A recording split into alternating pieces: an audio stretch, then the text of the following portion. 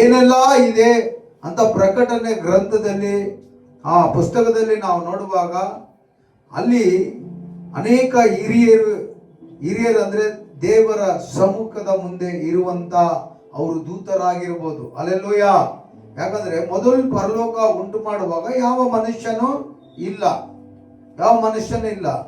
ಆಗ ಅಲ್ಲಿ ನಾವು ನೋಡುವಾಗ ಹಿರಿಯರು ಎನ್ನುವಾಗ ಅವರು ದೇವದೂತರಲ್ಲೇ ಹಿರಿಯರಾಗಿರ್ಬೋದು, ಮೊದಲು ಸೃಷ್ಟಿಸಲ್ಪಟ್ಟವರಾಗಿ ದೇವದೂತರಾಗಿರ್ಬೋದು. ಅಲ್ಲಿ ಜೀವಿಗಳಿದೆ, ಸಿಂಹಾಸನಗಳಿದೆ. ಅಲ್ಲೆಲ್ಲೂಯ. ತಂದೆಯಾದ ದೇವರು ಇದ್ದಾರೆ. ಆ ದೇವರನ್ನು ಆರಾಧಿಸುವುದಕ್ಕಾಗಿ ಕೇರೋಬನ್ನು ದೇವರು ಸೃಷ್ಟಿ ಮಾಡಿದ್ದಾರೆ.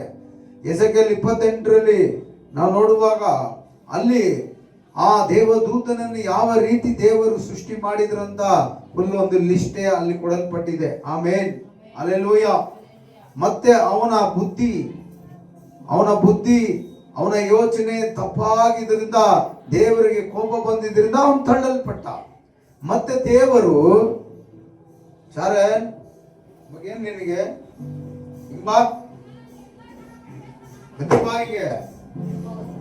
ಹಲ್ಲೆಲೂಯ. ಚೆನ್ನಾಗಿ ಗಮನಿಸಿ, ದೇವರು ಆ ಸ್ಥಳವನ್ನು ತುಂಬುವುದಕ್ಕಾಗಿ ಮನುಷ್ಯನನ್ನು ಸೃಷ್ಟಿ ಮಾಡ್ತಾರೆ. ಆಮೇಲೆ ಭೂಮಿಯಲ್ಲಿ ಏದೇನ್ ಎನ್ನುವಂತ ಒಂದು ತೋಟವನ್ನು ದೇವರು ಸೃಷ್ಟಿ ಮಾಡಿ ಆ ತೋಟದಲ್ಲಿ ಮಣ್ಣಿನಿಂದ ಮನುಷ್ಯನನ್ನು ದೇವರು ರೂಪಿಸಿದ್ರು. ಅವನ ಮೂಗಲ್ಲಿ ಜೀವ ಶ್ವಾಸವನ್ನು ಊದಿದ್ರು. ಅವನು ಬದುಕುವ ಮನುಷ್ಯನಾಗಿ ಮಾರ್ಪಟ್ಟ. ಆ ಮನುಷ್ಯನ ಮೂಲಕ ದೇವರ ನಾಮ ಮಹಿಮೆ ಪಡಿಸುವುದಕ್ಕಾಗಿಯೇ ಮನುಷ್ಯನನ್ನು ಸೃಷ್ಟಿ ಮಾಡಿದ್ರು. ಆ ಮನುಷ್ಯನ ಮೂಲಕ ದೇವರ ನಾಮ ಮಹಿಮೆ ಪಡಿಸ್ಕೊಳ್ಬೇಕಂತ ದೇವರು ಮನುಷ್ಯನನ್ನು ಸೃಷ್ಟಿ ಮಾಡಿದ್ರು. ಚೆನ್ನಾಗಿ ಗಮನಿಸ್ಕೊಳ್ಳಿ. ದೇವದೂತರಿಗೆ ರೆಕ್ಕೆಗಳಿದೆ. 2 ರೆಕ್ಕೆ ಉಳ್ಳ ದೇವದೂತರು ಇದ್ದಾರೆ, 6 ರೆಕ್ಕೆ ಉಳ್ಳ ದೇವದೂತರು ಇದ್ದಾರೆ. ಆಮೇನ್, ಹಲ್ಲೆಲೂಯ. 2 ರೆಕ್ಕೆ ಉಳ್ಳ ದೇವದೂತರು ಇದ್ದಾರೆ, 6 ರೆಕ್ಕೆ ಉಳ್ಳ ದೇವದೂತರು ದೇವರ ರಾಜ್ಯದಲ್ಲಿದ್ದಾರೆ.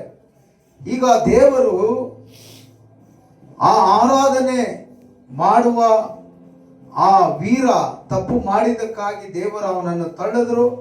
ಅವನ ಮುಖಾಂತರ ಅವನು ಕೂಡ ಇದ್ದ ಅವನ ಟೀಮ್ ತಳ್ಳಲ್ಪಟ್ರು. ಇವಾಗ ಆರಾಧನೆಗೆ ದೇವರಿಗೆ ಆರಾಧನೆ ಮಾಡುವಂತ ಸ್ಥಳ ಖಾಲಿಯಾಗಿತ್ತು. ಆ ಸ್ಥಳದಲ್ಲಿ ಆ ವರ್ಷಿಪ್ಗಾಗಿ ಅಲ್ಲಿ ಇನ್ನೊಬ್ಬರನ್ನು ತಯಾರು ಮಾಡಿ ಇಡಬೇಕು ಅಂತ ದೇವರು ಯೋಚನೆ ಮಾಡಿದ್ರು. ಈಗ ದೇವರು ಯೋಚನೆ ಮಾಡ್ತಾರೆ, ಮತ್ತೆ ನಾನು ಆ ಜಾಗಕ್ಕೆ ದೇವದೂತರನ್ನು ಸೃಷ್ಟಿ ಮಾಡಲ್ಲ. ಯಾಕಂದ್ರೆ ಒಂದು ಸತಿ ನಾನು ದೇವದೂತರನ್ನು ಸೃಷ್ಟಿ ಮಾಡಿದೆ. 3 ವಿಧವಾದ ದೇವದೂತರನ್ನು ನಾನು ಸೃಷ್ಟಿ ಮಾಡಿದೆ. ಒಬ್ಬ ಮೀಕಾಯಲ್, ಒಬ್ಬ ಗ್ಯಾಬ್ರಿಯಲ್, ಒಬ್ಬ ಲೂಸಿಫರ್. ಹಲ್ಲೆಲೂಯ. ಗ್ಯಾಬ್ರಿಯಲ್ ದೇವದೂತನು ಎನ್ನುವಾಗ ಅವನೇ ಮರಿಯಾಳಿಗೂ ಯೋಸೆಫನಿಗೂ ಬಂದು ಹೇಳ್ತಾ ಇರೋದು ಆ ದೂತನೇ. ಏನಂತ? ನೀವು ಒಂದು ಮಗುವನ್ನು ಹೆರುತ್ತೀಯಾ, ಆತನಿಗೆ ಯೇಸು ಅಂತ ಹೆಸರಿಡುವಂತ, ಇಮಾನುವೇಲ್ ಅಂತ ಹೆಸರಿಡುವಂತ ಹೇಳಿದಂತ ದೂತನ ಹೆಸರು ಗ್ಯಾಬ್ರಿಯಲ್. ಆಮೇನ್. ದೇವದೂತರಿಗೆ ಹೋಗಿ ಈ ರೀತಿ ದಾವೀದನ ಊರಲ್ಲಿ ನಿಮಗಾಗಿ ಒಬ್ಬ ರಕ್ಷಕ ಹುಟ್ಟಿದ್ದಾನೆ ಅಂತ ಸಂದೇಶವನ್ನು ತೆಗೆದುಕೊಂಡು ಹೋಗಿ ಹೇಳುವಂತ ದೂತನು ಗ್ಯಾಬ್ರಿಯಲ್ ಆಗಿರ್ತಾನೆ. ಹಲ್ಲೆಲೂಯ. ಇನ್ನೊಂದು ಅಲ್ಲಿ ಮೀಕಾಯಲ್ ದೇವದೂತನಂತ ಒಬ್ಬ ಇದ್ದಾನೆ. ಅವನು ಯುದ್ಧ ವೀರ. ಇದು ಹಲವಾರು ಸತಿ ನಾನು ಹೇಳಿದ್ದೇನೆ, ಚೆನ್ನಾಗಿ ಅರ್ಥ ಮಾಡ್ಕೊಳ್ಳಿ. ಏನೋ ಇದು ಕ್ರಿಶ್ಚಿಯಾನಿಟಿ, ಬೈಬಲ್, ಈ ಪ್ರಸಂಗ, ಈ ಚರ್ಚು, ಯೇಸು ಏನೋ ಒಂದು ಅಲ್ಲ. ಇದು ನಾವು ಅರ್ಥ ಮಾಡಿಕೊಳ್ಳುವಾಗ, ನನಗೆ ಅರ್ಥ ಮಾಡಿಕೊಳ್ಳಕ್ಕೆ 5 ವರ್ಷ ಆಯ್ತು. ಹಲ್ಲೆಲೂಯ.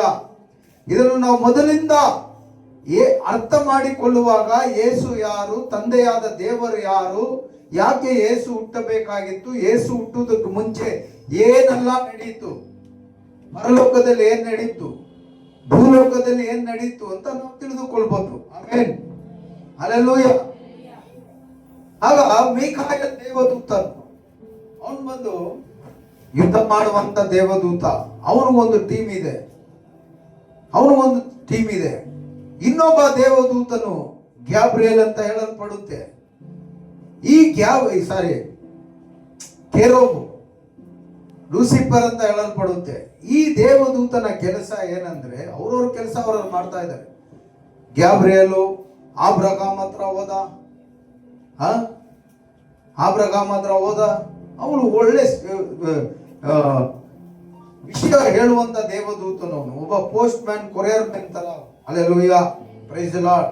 ಇವಾಗ ನಮ್ಗೊಂದು ಕೊರಿಯರ್ ಎಲ್ಲಿಂದ ನಾವು ಬರುತ್ತೆ, ಅದ್ರಲ್ಲಿ ಒಂದು 10,000 ಕೊರಿಯರ್ ಬಂದ್ರೆ ಖುಷಿ ಆಗಲ್ಲ? ನಾವು ಖುಷಿ ಆಗ್ತೀವ ಇಲ್ವಪ್ಪ?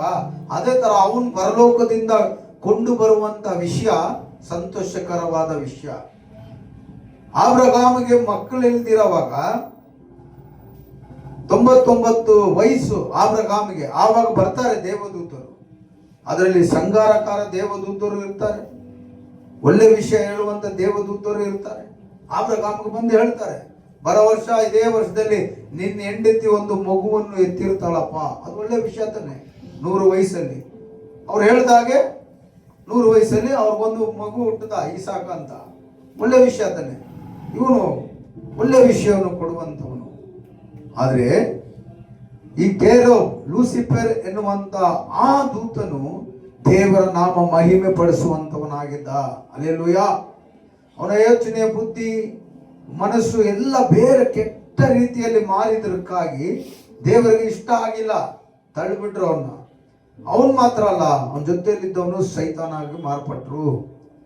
ಇವಾಗ ಆ ಸ್ಥಳದಲ್ಲಿ ಮತ್ತೆ ದೇವರಿಗೆ ಆರಾಧನೆ ಬೇಕು, ಒಂದು ಟೀಮ್ ಬೇಕು. ಅದಕ್ಕೆ ದೇವರು ಈ ಸತಿ ದೇವದೂತರನ್ನು ಉಂಟು ಮಾಡೋದು ಬೇಡ, ಮನುಷ್ಯನನ್ನು ಉಂಟು ಮಾಡೋಣ ನಮ್ಮ ರೂಪದಲ್ಲಿ ಅಂತ ಆದಿಕಾಂಡ 1ನೇ ಅಧ್ಯಾಯದಲ್ಲಿ ನೋಡುವಾಗ, 2ನೇ ಅಧ್ಯಾಯದಲ್ಲಿ ನಾವು ಕಾಣುವಾಗ ಮನುಷ್ಯನನ್ನು ದೇವರು ತನ್ನ ಸ್ವರೂಪದಲ್ಲಿ ಸೃಷ್ಟಿ ಮಾಡ್ತಾರೆ. ಇದೆಯಾ ವಾಕ್ಯ? ಇದೆ ತಾನೆ. ನಮ್ಮ ಸ್ವರೂಪದಲ್ಲಿ ಮನುಷ್ಯನನ್ನು ಉಂಟು ಮಾಡೋಣ ಅಂತ ತಂದೆಯಾದ ದೇವರು, ವಾಕ್ಯವಾದ ಕ್ರಿಸ್ತು, ಪರಿಶುದ್ಧಾತ್ಮನು, ಇವರು ಮೂವರು ಸೇರಿ ಒಬ್ಬರೇ. ಇವರು ತನಿ ಇಲ್ಲ, ಸಪ್ರೇಟ್ ಅಲ್ಲ, ಮೂವರು ಒಬ್ಬರೇ. ಆದರೆ ಕೆಲಸ ಕಾರ್ಯಗಳು ಮಾಡೋದ್ರಲ್ಲಿ ಮೂವರು ಬೇರೆಯಾಗಿ ಕಾಣಿಸಲ್ಪಡುತ್ತಾರೆ. ಇವರು ಮೂವರು ತ್ರಿಯಂಕ ದೇವರು ಅವರು ಅಂತ ಹೇಳಲ್ಪಡುತ್ತೆ. ಇವರು ಮೂವರು ಯೋಚನೆ ಮಾಡಿ ಈ ಸತಿ ನಮ್ಮ ಆರಾಧನೆ ಸ್ಥಳಕ್ಕೆ ನಮ್ಮನ್ನು ಆರಾಧನೆ ಮಾಡಿ ಮಹಿಮೆ ಪಡಿಸುವುದಕ್ಕಾಗಿ ದೂತರನ್ನು ಸೃಷ್ಟಿ ಮಾಡೋದು ಬೇಡ, ನಮ್ಮ ಸ್ವರೂಪದಲ್ಲಿ ಮನುಷ್ಯನನ್ನು ಸೃಷ್ಟಿ ಮಾಡೋಣ ಅಂತ ದೇವರು ಯೋಚನೆ ಮಾಡಿ ಮಣ್ಣಿನಿಂದ ಮನುಷ್ಯನನ್ನು ಸೃಷ್ಟಿ ಮಾಡಿ ಆತನ ಮೂಗಿನಲ್ಲಿ ತನ್ನ ಶ್ವಾಸವನ್ನು, ಹಂಗಂದ್ರೆ ಗಾಳಿಯನ್ನು ಊದಿ ಅವನು ಶ್ವಾಸ ತೆಗೆದುಕೊಳ್ಳುವಂತ ಮನುಷ್ಯನಾಗಿ ದೇವರು ಮಾರ್ಪಡಿಸಿ ಅವನಿಗೆ ಆದಾಮ ಅಂತ ಹೆಸರಿಟ್ಟು, ಹಲ್ಲೆಲೂಯಾ, ಇದು ವ್ಯವಸಾಯ ಮಾಡಬೇಕು ಈ ತೋಟವನ್ನು ಅಂತ ಬಿಟ್ರು. ಆಮೇನ್. ಆದ್ರೆ ಅವನಿಗೆ ಸರಿ ಸಮವಾದ ಒಂದು ಜೋಡಿ ಇಲ್ಲ. ಆದುದರಿಂದ ಮತ್ತೆ ಅವನ ಪಕ್ಕ ಎಲುಬಿಂದ ಒಂದು ಸ್ತ್ರೀಯನ್ನು ದೇವರು ಸೃಷ್ಟಿ ಮಾಡಿ, ಈಕೆ ನಿನಗೆ ಸರಿ ಬೀಳುವ ಸಂಗಾತಿ, ಉನக்கு கரெக்டான ஜோடி, உன் மனைவி, நீங்க பிள்ளைகளை பெற்று இந்த பூமியை நிரப்புங்க என்று ஆண்டவர் ஆசீர்வதித்தார் அவர்களே இருவர். ஆனா ஆண்டவர் மறுபடியும் என்ன பண்ணாரு? அவங்களுக்கு ஒரு கட்டளையை போட்டாரு. இந்த தோட்டத்தில் இருக்கிற எல்லா பழத்தின் விருட்சத்தை சாப்பிடுங்க, ஆனா ஒரே ஒரு விருட்சத்தின் அந்த கனியை ஒண்டி நீங்க சாப்பிடாதீங்க, அப்படின்னா அந்த பழத்தை சாப்பிடாதீங்க. இவங்க சாப்பிடல, ஆண்டவர் சொன்னது போல இவங்க சாப்பிடல. ஆனா தள்ளப்பட்டான் பாத்தியா பிசாசு, அவன் பார்க்கறான், நான் இந்த இடத்துல இவங்கள வச்சார் ஆண்டவர். ஏன் இடம் அது? இன்னைக்கு சர்ச்சுங்களை கூட அவ்வளவுதான், சில பாஸ்டர்கள் அவ்வளவுதான். சில பாஸ்டருங்க நான் இருந்த சர்ச்சிலே முன்னாடி நிக்க கொஞ்சம் ஆராதனை நல்லா பண்ணிட்டா நிக்க ஸ்டாப் பண்ணிடுவான், கொஞ்சம் பிரசங்கம் நல்லா பண்ண போனா அப்படியே நிறுத்திடுவான். ஏன்னா இது அவங்க இடம். ஆனா இன்னைக்கு நான் சொல்றேன், இந்த இடம் எனது கிடையாது, கர்த்தருடைய இடம். இது பலிபீடம். இந்த இடத்துல யாரு வேணா பலி செலுத்தலாம். ஆமென். ஆனா உனக்கு அந்த ஆர்வம் இருந்தா, நான் இங்க வந்து நின்று நான் தேவனுடைய வேலை செய்யணும், தேவனுக்காக துதி பலிகளை இறக்கணும், தேவனுக்காக ஊழியம் செய்யணும், தேவனுக்காக சகலத்தை செய்யணும் என்று உனக்குள்ள ஆர்வம் இருந்தா தைரியமா இங்க வந்து செய்யலாம். நீ செய்யலாம், அதை தடுக்க அதிகாரம் எனக்கு கிடையாது. ஆனா சபை என்றது இன்றைக்கு பாலகனாக பிறந்து வந்த கிறிஸ்துவின் ரத்தத்தால வாங்கினது என்று வேதம் சொல்லுகிறது. ஆமென். சபை என்றது அவர் கல்வாரி சிலுவையில தன் ரத்தத்தை சிந்தினார் பாருங்க, விலையேற பெற்ற ரத்தம். அதுக்கு விலையே கட்ட முடியாது. அப்படியாப்பட்ட விலையே இல்லை, ரேட்டே இல்லை. அதுக்கு டைமண்டுக்கு ரேட் இருக்குது. என்ன ஆகுது? டைமண்டுக்கு, வைரத்துக்கு ரேட் இருக்குது. அதுக்கு ஒரு விலை இருக்குது. தங்கத்துக்கு ஒரு விலை இருக்குது, கேஜிக்கு இவ்வளோ. வெள்ளிக்கு ஒரு விலை இருக்குது, இல்லைங்களா? ஆனா இயேசுவின் ரத்தத்துக்கு அது காசு கொடுத்து வாங்க யாருனாலும் முடியாது. ஆமென். ஆனா ஒண்ணு என்ன, அந்த விலையேற பெற்ற ரத்தத்தின் மூலமா விலையே கட்ட முடியாத அளவுக்கு இருக்கிற அந்த ரத்தத்தின் மூலமா ஆண்டவர் வாங்கி இருக்கிறார். கரங்களை தட்டி தேவ நாமத்தை மகிமைப்படுத்தணும். அதுக்கா ஆண்டவர் சொன்னார், சபை என்றது என் ரத்தத்தால நான் கிரயத்துக்கு வாங்கி இருக்கிறேன். சரியா? ஹல்லேலூயா, தேங்க் யூ மா. இப்போ பிசாசு பார்க்கறான், ஏன் இடத்துல இன்னொரு டீமை ரெடி பண்றியா? ஆனா யுத்தம் பொறாம பிசாசுக்கு. யுத்தம் யார் மேல? கடவுள் மேல யுத்தம் பண்ண யோசிக்கிறான். பிசாசா மாறி படிச்சவர் மேலேயே அவன். ஆனா ஜெயிக்க மாட்டான்.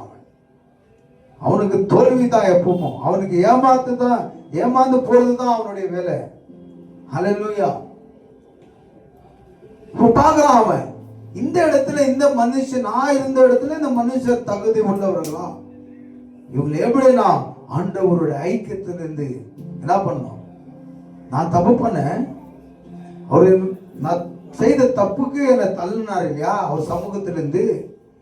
இவங்களையும் தப்பு பண்ண வச்சு அவர் சமூகத்திலிருந்து தள்ள வைக்கிறேன்ட்டு தான் பிளான் பண்ணான். யாரு? பொறாமைக்காரன், வைத்தறிச்சல் உள்ளவன், வைத்தறிச்சல் உள்ளவன். ஹல்லேலூயா. இப்ப எப்படி ஆண்டவருக்கும் இவங்களுக்கும் ஐக்கியத்தை ஒடுக்கிறது? ஆண்டவருக்கு இவங்க மேல கோவர அளவுக்கு இவங்க என்ன செய்யணும் யோசிக்கிறான், ரொம்ப யோசிக்கிறான். பிசாசு எப்படி தெரியுமா இருக்கிறான்? கருப்பா, அவகோலமா, பயங்கரமா. அவனை பார்க்க முடியாது. இப்ப சினிமால எல்லாம் பாக்குறோம் இல்லையா? சினிமால எல்லாம் பாக்குறோமா இல்லையா? பிசாசுங்க எல்லாம் எப்படி இருக்குது? மூஞ்சி எல்லாம் அங்கங்க அறுத்துக்குன்னு, தோலெல்லாம் பிச்சு, கண்ணெல்லாம் வெளியே வந்து, இப்படி பிசாசு நேரா ஒருத்தர்கிட்ட வந்து பேசுனா நீ நின்று பேசுவியா? பேசுவியாப்பா? நீதா பேசுவியா? என்ன பண்ணுவேன்? துண்டை காணோம் கோபனை காணோன்னு ஓடிடுவோம் நம்ம. சாரி, துண்டை காணோம் துணியை காணோன்னு ஓடிடுவோம். ஹல்லேலூயா. நிக்க மாட்டோம். அதே ஒரு பிசாசு என்ன மாதிரி ஒரு ஆளுக்குள்ள, இல்ல உங்களை மாதிரி பெண்களை போல ஒரு ஆளுக்குள்ள உள்ள வந்து பூந்து வந்து பேசினா நீ ஓடுவியா? நின்று பேசுவேன். இதைத்தான் யோசிக்கிறான். எப்படி இவங்க கிட்ட நான் போய் பேசுறது? எப்படி நான் இவங்க கிட்ட போய் பேசுறது? யோசிக்கிறான், ரொம்ப யோசிக்கிறான். ஏன் யோசிக்கிறான்? இவங்க கிட்ட ஃபர்ஸ்ட் பேசணும். இவங்க வாயிலிருந்து என்னெல்லாம் வருது விஷயங்க, ஆண்டவருக்கு இவங்களுக்கு என்ன லிங்க் இருக்குது, இந்த விஷயத்தெல்லாம் தெரிஞ்சுக்க பிளான் போடுறான் அவன். ஆனா டைரக்டா போனா என்ன ஆயிடும்? இந்த ரெண்டு மனுஷர்கள் என்கிட்ட பேச மாட்டாங்க. யானை தள்ளப்பட்டு அந்த வெண்மையானதை எழுந்து போயிட்டான். அவன் கருத்து போயிட்டான், பயங்கரமா மாறிட்டான் பிசாசுப்பா. அதுக்கு முன்னாடி அவனுடைய அழகு, அவன் போட்டிருந்த நெகைகள், அவனோட பவர் எல்லாம் பயங்கரமா இருந்தது. பவரோட தான் வந்து விழுந்தது. ஆனா விழுவும் போது அவன் கருத்து போயிட்டான். அவன் முகங்கள் அவலட்சணம் எல்லாம் எழுந்து போயிட்டான். ஆமென். எப்படி ஆண்டவருடைய சமூகத்திலிருந்து இவங்களை பிரிக்கணும் அண்டு யோசிக்கும் போது இவன் ஃபர்ஸ்ட் செக் பண்றான். இந்த ஆதாமுக்கும் ஏவாளுக்கும் ஆண்டவர் சொல்லியிருப்பார். ஏவாளுக்கு சொல்லல, ஆதாமுக்கு முதல் தான் ஆதாமுக்கு மாற்ற சொன்னார் ஆண்டவர். அப்பா நீ எல்லா பழத்தை சாப்பிடு. 2 விதமான மரம் அங்க இருக்குது. ஒண்ணு சாப்பிட்டேனா உனக்கு மரணமே கிடையாது, அது ஜீவ விருட்சத்தின் பழம். இன்னொரு மரத்தின் பழம் நன்மை கெட்டது நல்லது புரிஞ்சுக்கிற ஒரு மரத்தின் பழம். அதை நீ சாப்பிடாத. அதை நீ சாப்பிட்டேனா நீ ஜீவனை எழுந்துடுவ. என்ன ஜீவன்? உனக்கு மரணம் வந்துடும் அப்படின்னு சொல்லியிருப்பாரு. ஆதாம் ஏவாளுக்கு சொல்லியிருப்பாரு. ஃபர்ஸ்ட் படிக்கப்பட்டது யாரு? ஆண் ஆதாம். 2வது படிக்கப்பட்டது தான் ஏவாள் ஸ்திரீ. ஆதாமுக்கு ஆண்டவர் சொன்னார் பைபிள் இருக்குது, ஏவாளுக்கு சொன்னார் வசனம் இல்லை. ஆனா புருஷன் சொல்லியிருப்பான் தானே பொண்டாட்டிக்கு.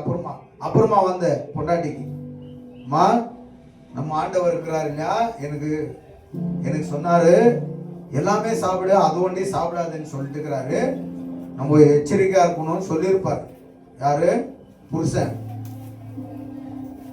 சொல்லியிருப்பார். இது காதுல வாங்கியிருப்போம். சில நாட்கள் புருஷன் வந்து தூங்கி நிற்கும் போது பொண்டாட்டி என்ன பண்ணுது தெரியுமா?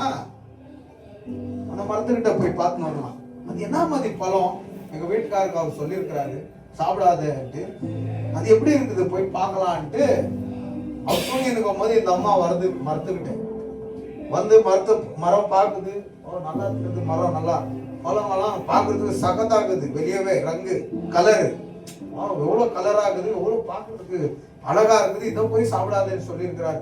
ஏதோ ஒரு விஷயம் இருக்கும் அண்டு மறுபடியும் போயிடுது. இதை கண்ட பிசாசு, இதை பார்த்த பிசாசு, இதுதான் சான்ஸ் இவங்களை பாவம் தூண்ட வைக்கவும் ஆண்டவரிடத்துல இருந்து இவங்களை பிரிக்கிறதுக்கும் இதுதான் சான்ஸ். கண்டுபிடிச்சிட்டான் பிசாசு. இவ்வளவு நாள் காத்துனுதான். இது ஒரு நாள் 2 நாள் நடந்த விஷயம் கிடையாது. நமக்கு பைபிள்ல அப்படி இருக்குது.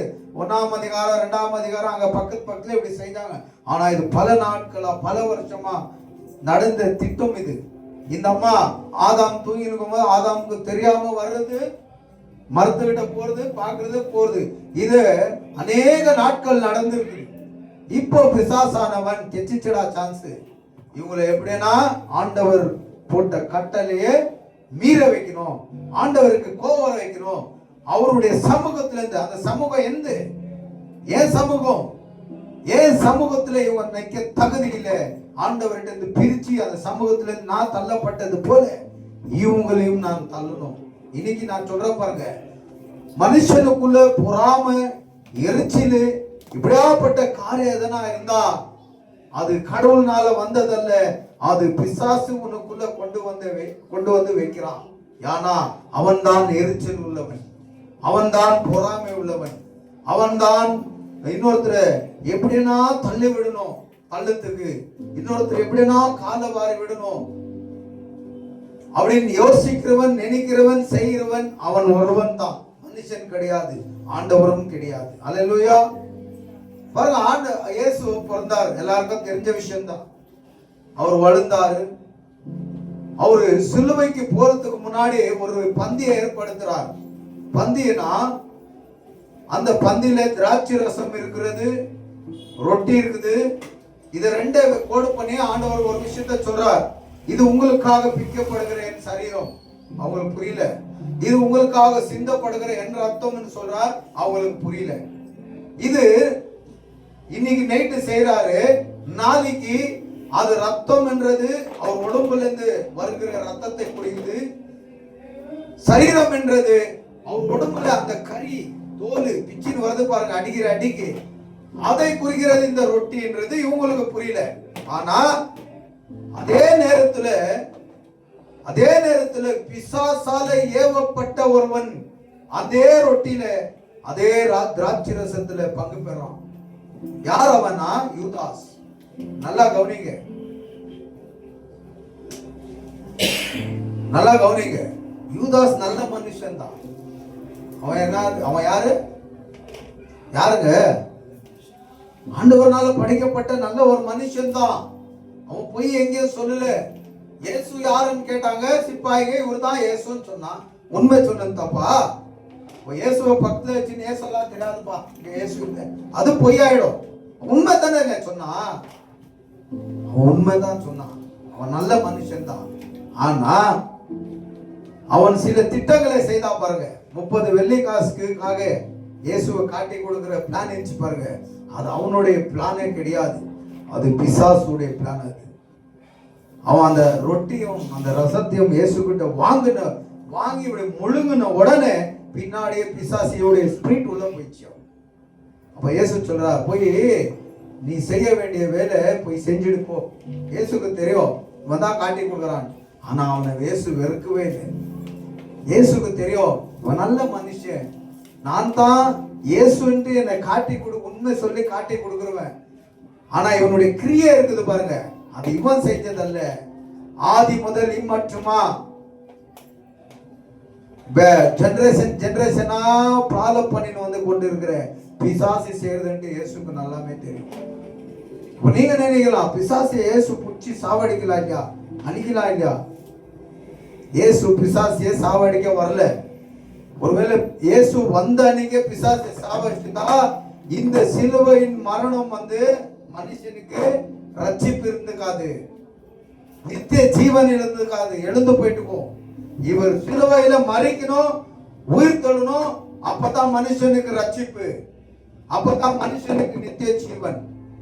இவர் சிலுவைக்கு போகாதப்பா மகனே என்று ஒவ்வொருத்தையும் அடிச்சு தூக்கி மூடப்பட்ட நரகத்தை திறந்து தூக்கி போட்டுதான் முடிஞ்சிட்டுவோம். ஆனா மனுஷனுக்கு ரட்சிப்பு இல்ல, நித்திய ஜீவன் இல்ல. அந்த ரட்சிப்பின் மூலியமா அந்த நித்திய ஜீவனை பெற வேண்டும் என்றால் கிறிஸ்து சிலுவையில் அடிக்கப்படணும், தன் உயிரை கொடுக்கணும், மறுபடியும் உயிரை பெற்றுக் கொள்ளணும். அதுதான் மனுஷனுக்கு ரட்சிப்பு, அதுதான் மனுஷனுக்கு நித்திய ஜீவன். நல்லா தெரிஞ்சுக்கங்க. அந்த இடத்துல யூசாஸ் தப்பு பண்றான்ட்டு இயேசுக்கு நல்லா தெரியும்.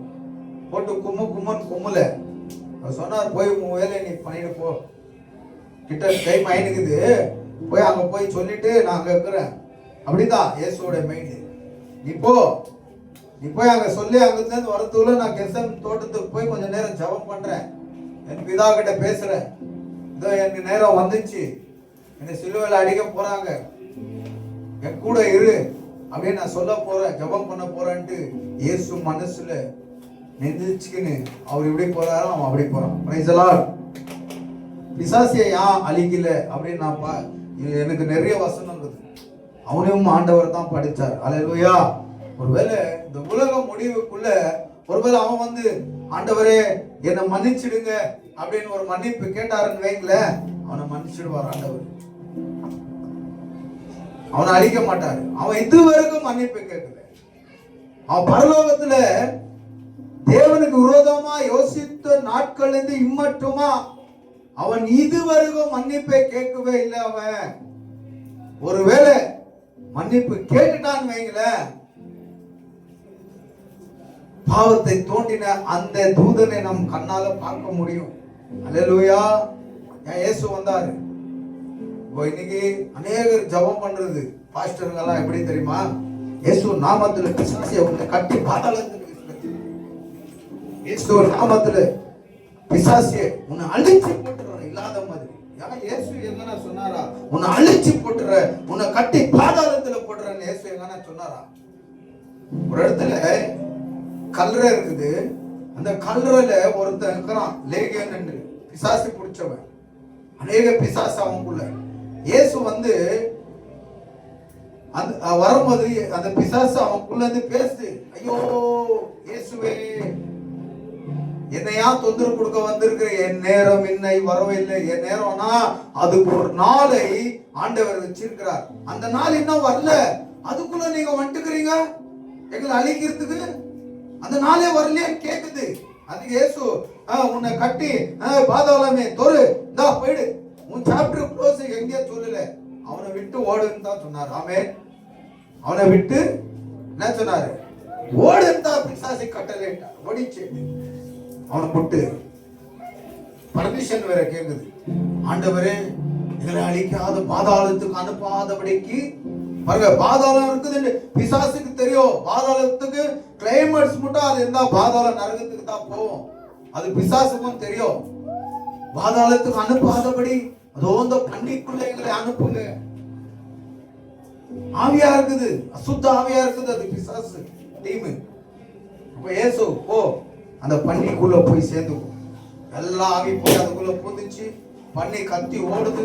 அங்க மேலேருந்து கீழே கடல் இருக்குது. உச்சி எல்லாம் பன்னி செத்துருது. ஆவி அங்கத்துல இருந்து எஸ்கேப் தான். பன்னி வேஸ்ட் ஆயிடுச்சு. அப்பத்துல இருந்தா இந்த போருக்கு, அந்த போருக்குன்னா யாரும் சாப்பிடுறது இல்லை, பயம், சைத்தான். ஹல்லேலூயா இருக்கட்டும். எந்த இடத்துலயும் ஆண்டவர் சீசர்களுக்கு ஒரு அதிகாரத்தை தராரு. மார்க் 16:17 நீங்க வியாதிகளை குணப்படுத்துங்க, பிசாசுகளை துரத்துங்க. என்ன சொன்னாரு? சொல்லுங்க ஜோரா. குணப்படுத்துங்க, துரத்துங்க. அந்த அதிகாரத்தை உங்களுக்கு கொடுத்திருக்கிறாரு. இப்ப பிசாசை புடிச்சு நீ பாதாளத்துல போடு, கட்டி நீ அவனை நாசனமாக்குன சொன்னார் அவரு இல்லையே. ஏன்னா ஏற்கனவே பிசாசு என்ன பேசி இயேசுகிட்ட, இதுல பாதாளத்துக்கு போடாதபடிக்கு எங்க நேரம் இன்னும் வரல, எங்களுக்கு ஒரு நேரத்தை நீங்க அன்னைக்கே ஆயத்தப்படுத்தி வச்சிருக்கிறீங்க, அந்த நேரத்துல எங்களை எல்லாம் நரகத்துக்கு நீங்க போடுவீங்கன்ட்டு நீங்க சொல்லி இருக்கிறீங்க. பைபிள்ல இருக்குது. நீங்க யோசிச்சிருக்கிறீங்க. நீங்க தான் கடவுள் எங்களுக்கு தெரியும். ஆனா எங்க நிலைமை இப்படி, அவன் மன்னிப்பே கேட்கல எதுலயும். ஆனா அவன் பிசாசே தான் இருக்கிறான். மன்னிப்பு கேட்கிறவன் பிசாசி தன்மை, சைத்தானுடைய தன்மையில இருந்து மாறுவான். இதுவரைக்கும் அவன் மன்னிப்பு கேட்கல. பிதா போடுற திட்டத்தெல்லாம் கெடுக்க வரான். பிதா மனுஷனுக்கு மேல ஒரு நோக்கத்தையோ ஒரு திட்டத்தை வச்சிருக்கிறா. இந்த மனுஷனை இங்கத்துல இருந்து எடுத்து இப்படி உயர்ந்த ஒரு இடத்துக்கு கொண்டு போனோம், மகிமைக்குள்ள கொண்டு போனோம் நினைக்கிறாரு. அந்த மனுஷனை அவன் பிசாசு என்ன பண்ணிடுறான், நோண்டி நோண்டி விட்டுறான். இப்ப நானும் எப்படியோ வளர்ந்து இருந்தேன். இன்னைக்கு ஆண்டவருடைய ஊழியத்திலையும் ஆசீர்வாதத்துல வளர்ந்து இருக்கிறேன். சில டைம்ல இந்த ஊழியமே வேணான்ற, சில டைம்ல அப்படியே இருந்தா நல்லா இருந்து போன்ற. காரணம் யாரு? சைத்தானுடைய கிரியை. இவன் விட மாட்டுக்கிறான். இப்படியா அந்த மனுஷன் அந்த ஆண்டவர்கிட்ட இருந்து பிரிக்கணும், ஆண்டவருடைய திட்டத்தை உடைக்கணும், மாறவே மாட்டுக்கிறான். ஆனா ஆண்டவர் ஒரு நாள் வச்சிருக்கிறார் அவனுக்கு. அந்த நாட்கள் மட்டும் எந்த பிசாசையோ அவர் அழிக்கவே மாட்டார். என்னன்னா துரத்துவார். அந்த அதிகாரத்தை சீஷர்களுக்கு கொடுத்தார் ஆண்டவர். பிசாசிகளை துரத்துங்க. எங்க கட்டி பாதாளத்துல தூக்கி போடு, எரியிற நெருப்புல தூக்கி போடு அப்படின்ட்டு எங்க சொல்லவே இல்லை ஆண்டவர். நல்லா புரிஞ்சுக்குங்க. அவர் அப்படின்னு நினைச்சிருந்தா அவர் இந்த பூமியில இயேசு இருக்கும் போது துரத்துறது இல்ல, ஒன்னொன்னையும் கட்டி கட்டி நெருப்புல போட்டு சாம்பல் ஆக்கிட்டு. பிசாசோட சாப்டர் 2025 வருஷத்துக்கு முன்னாடி க்ளோஸ் ஆயிடும். அந்த நோக்கத்தோட இயேசு பிறக்கல. அந்த நோக்கத்தோட பிதா இயேசுவை இந்த உலகத்துக்கு அனுப்பல. அல்லேலூயா. மனுஷனுக்கு ரட்சிப்பு ஆதாம் பாருங்க. இப்போ அதே ஆதாமுக்கு வரலாம்.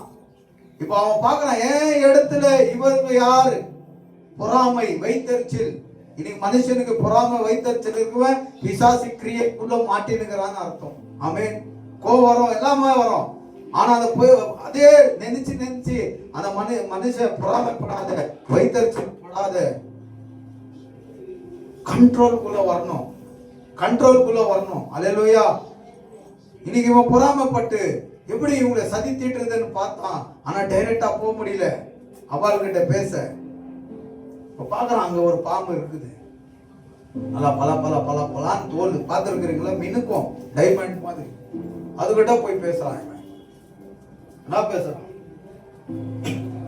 எனக்கு ஒரு மூலியமா ஒரு வேலை இருக்குது, எனக்கு கொஞ்சம் உதவி செஞ்சீங்கன்னா, இப்படித்தான் வருது விஷயங்க, எனக்கு கொஞ்சம் உதவி செஞ்சீங்கன்னா நல்லா இருக்கும். என்ன உதவி? நான் உனக்குள்ள சேர்ந்துக்கிறேன். நான் உனக்குள்ள காத்தா என்ன பண்றேன், சேர்ந்துக்கிறேன். ஒரு வேலை இருக்குது, உன் மூலியமா முடிச்சுட்டு நான் போயிடுறேன். அப்போ இது கேட்கப்படுது, இது யோசிக்குது. ஏன் மூலியமா உன் வேலை முடிச்சுன்னா எனக்கு என்ன தர?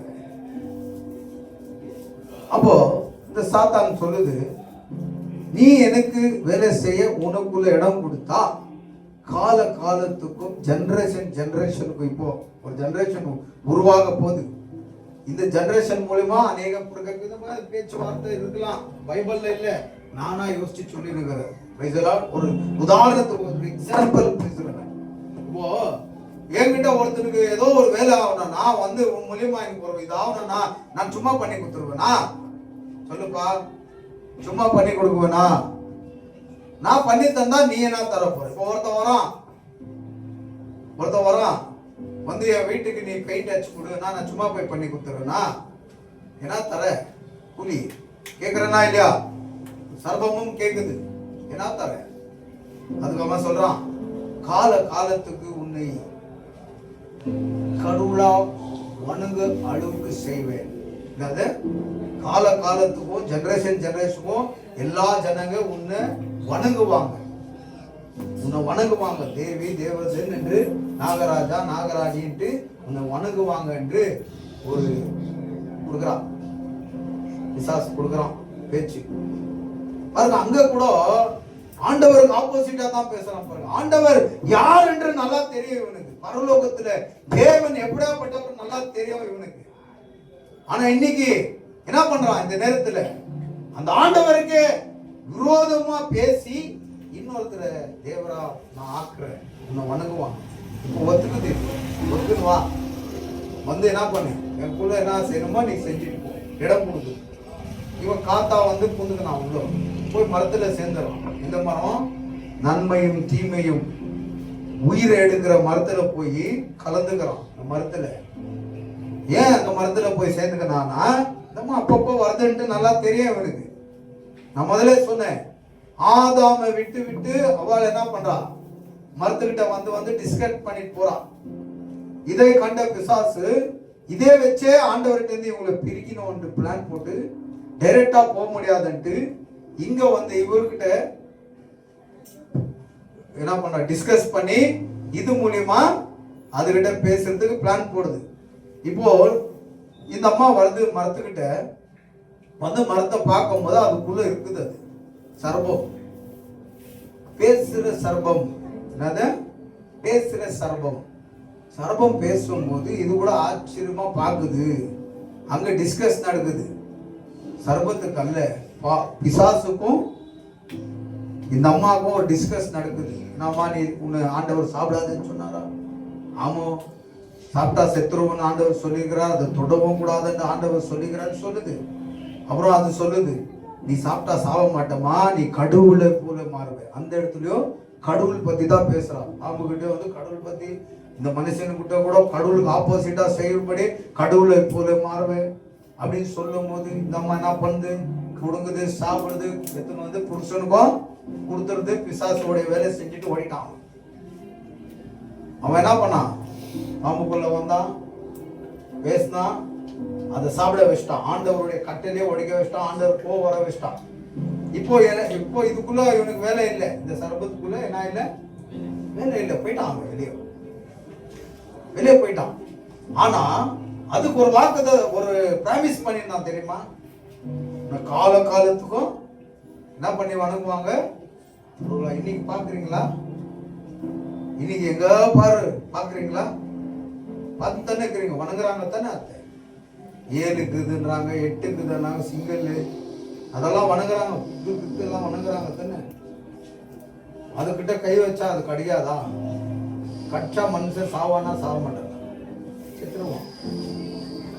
செத்துருவான். ஆனா சாத்தான் கொடுத்த வாக்குதத்தம் எப்படி நிறைவேறது பாரு.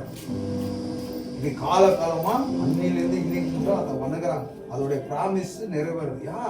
ஏன் அதோட பிராமிஸ் நிறைவேறுதுன்னா, அவனுக்கும் அந்த வல்லமையே ஆண்டவர் தான் கொடுத்திருந்தார். நம்பிக்கையோடு அவன் விழுந்த பிறகு அதை இன்னும் அதிகமா மோசமா தேவனுக்கு ஆப்போசிட்டா அந்த அதிகாரத்தை அவன் பயன்படுத்தினே வந்தான். அல்லேலூயா, பயன்படுத்தினே வரான் அந்த அதிகாரத்தை.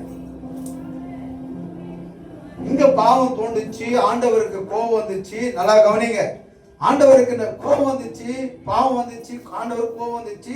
அந்த கோபத்தினால ஆண்டவர் அவங்க 2 பேரையும் தள்ளிட்டாரு, அவருடைய சமூகத்துல இருந்து போட்டாரு. ஏதேன்ன்றது ஒரு இந்த ஆலயம் என்ற மாதிரி ஒரு அந்த ஆலயம் என்ற காரியத்தை குறிக்குது.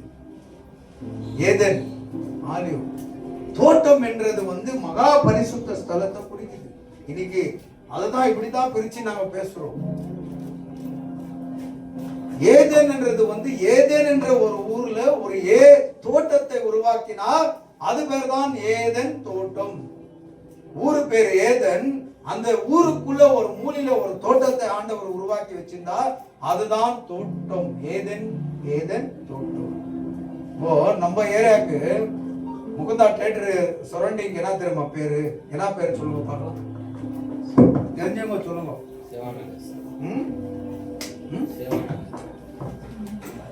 சொல்லுங்க, நல்லா தெரிஞ்சு சொல்லுங்க. ஆனா இதே ஊர்ல தான் வளர்ந்து மாருதி சேவா நகர். அது இதுதான் அதுக்கு ஒரிஜினல் பேரு, மாருதி சேவா நகர். இந்த ஸ்கூல் பேர் பார்த்துருக்கீங்களா? Government school. என்ன பேர் சொல்லுவாங்க? அந்த ஸ்கூல்ல தான் படிச்சிருந்தேன். மாருதி பிராட்டா ஷாலே. ஃபர்ஸ்ட் மாருதின்னு தான் வரும். மாருதினா ஆஞ்சநேயருக்கு கொடுக்கப்பட்ட பேர், அதுதான் மாருதி. மாருதி சேவா கார் இல்ல. மாருதினா ஆஞ்சநேயா இருக்கிறார் இல்லையா, அந்த ஆஞ்சநேயாவை வச்சுதான் சேவா நகர்னு பேர் உருவாக்கி. அப்போ சேவா நகர் அங்க இருக்குது. அப்போ மாருதி எங்க இருக்குது? மாருதினா அந்த இடத்துல சேவா நகர் இருக்குது. அதே போலதான் ஏதேன் தோட்டம்னா, ஏதேன் என்ற ஒரு ஊர்ல ஒரு தோட்டத்தை ஆண்டவர் உருவாக்கி வச்சிருந்தார். அது பேர் தான் ஏதேன் தோட்டம். புரியுதா?